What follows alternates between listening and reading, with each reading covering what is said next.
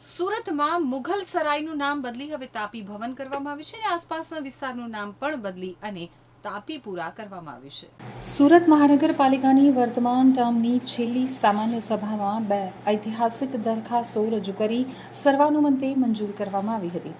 અધ્યક્ષ સ્થાનેથી દક્ષેશ માવાણીએ મનપાના મુખ્યાલય મુઘલ સરાયનું નામ બદલવાની તેમજ આસપાસના મુઘલસરા વિસ્તારનું નામ બદલવાની દરખાસ્ત રજૂ કરી હતી।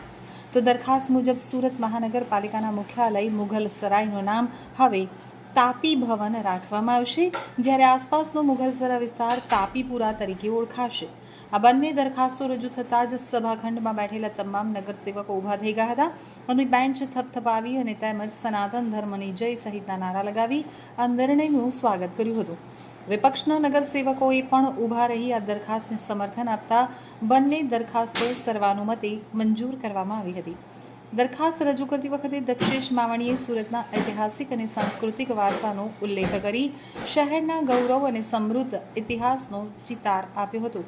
ઉલ્લેખનીય છે કે મુઘલ સરાયનું નામ બદલવાની માંગ આજથી લગભગ 7 વર્ષ પહેલા ભાજપના જ નગરસેવક વિજય ચામાલે ઉઠાવી હતી। સુરતનો સમૃદ્ધિ જો કોઈના પ્રતાપે હોય તો તાપી માતાના પ્રતાપે છે। સુરતમાં તાપી માતાના કોઈ એવા મોટા પ્રકલ્પના નામ ન હતા। સુરત મહાનગરપાલિકાની મુખ્ય કચેરીનું આજે નામાંકન કરવામાં આવ્યું છે। સર્વાનુમતે ઠરાવ પાસ કરવામાં આવ્યો છે। વડી કચેરીનું શ્રી તાપી ભવન આજે નામ રાખવામાં આવ્યું છે। આ એરિયાને મુઘલસરા તરીકે પ્રચલિત હતો, ગુલામીનું પ્રતીક માનવામાં આવે છે।